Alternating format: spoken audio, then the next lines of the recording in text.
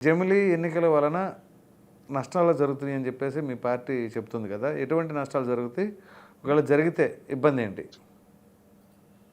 ఖచ్చితంగా అండి. జమిలీ ఎన్నికలు భారతదేశం లాంటి 140 కోట్ల జనాభా ఉన్న ఈ దేశంలో జమిలీ ఎన్నికలనేది నష్టదాయకం.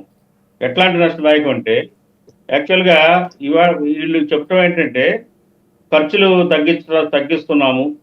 ఈ ఎన్నికలు జరగటం వల్ల ఖర్చులయిపోతున్నాయి. అట్లాగే పరిపాలనా సౌలభ్యం లేదు. కొన్ని నిర్ణయాలు ఎన్నికల కోడ్ అడ్డం వచ్చి కొన్ని నిర్ణయాలు గవర్నమెంట్‌లో చేయలేకపోతున్నాము.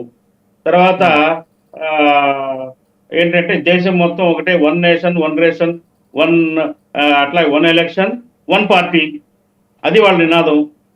ఒకటే పార్టీ ఉండాలా, ఒకటే పార్టీలో రూలింగ్ ఉండాలా, మిగతా చిన్నా చితకా పార్టీలన్నీ తోక పార్టీల్లాగా తోకాడించుకుంటూ వాళ్ళ వెనకాల నడవాలా. ఈ కాన్సెప్ట్, ఈ కుట్ర, ఈ కాన్సెప్ట్, ఈ పన్నాగం వల్లే ఈ జమిలీ ఎన్నికలకి శ్రీకారం చుట్టారు. ఇది తేటతెల్లమైన నిజం. ఎందుకంటే ఇవాళ వాళ్ళు మాట్లాడుతుంది ఏంటంటే 1967 సంగతి తెస్తారు మాట్లాడితే. 1967లో సంగతులు వేరు. అప్పటికి ఇప్పటికి 61 సంవత్సరాలు దాటిపోయినాయి. అప్పటికి ఇప్పటికి ప్రజల ఆలోచన విధానాల్లో తేడా ఉంది. కాలం మారింది.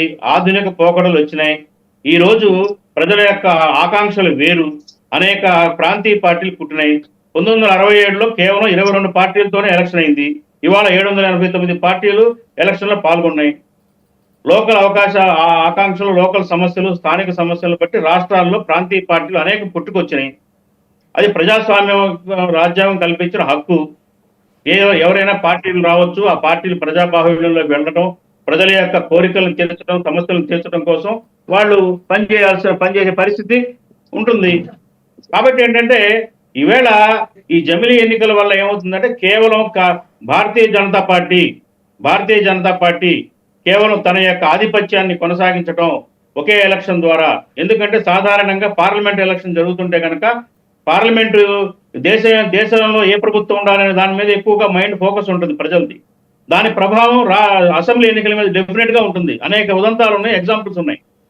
సో ఏంటంటే ఆ రకంగా ఒక ఒక ఒత్తిడి గురి చేయటం, ప్రాంతీయ పార్టీల మీద ఒత్తిడికి గురి చేయటం, అణిచివేయటం, వాళ్ళని వీళ్ళ తోకల్లాగా వీళ్ళకి జీ హుజూర్ అనిపించుకునేలాగా చేయడం యొక్క ఒక కుట్రే ఈ జమిలీ ఎన్నికలు అని చెప్పేసి కాంగ్రెస్ పార్టీ ప్రగాఢంగా నమ్ముతా ఉంది. కాంగ్రెస్ పార్టీయే కాదు, అనేక విపక్షాలు కూడా దీన్ని వ్యతిరేకిస్తా ఉన్నాయి.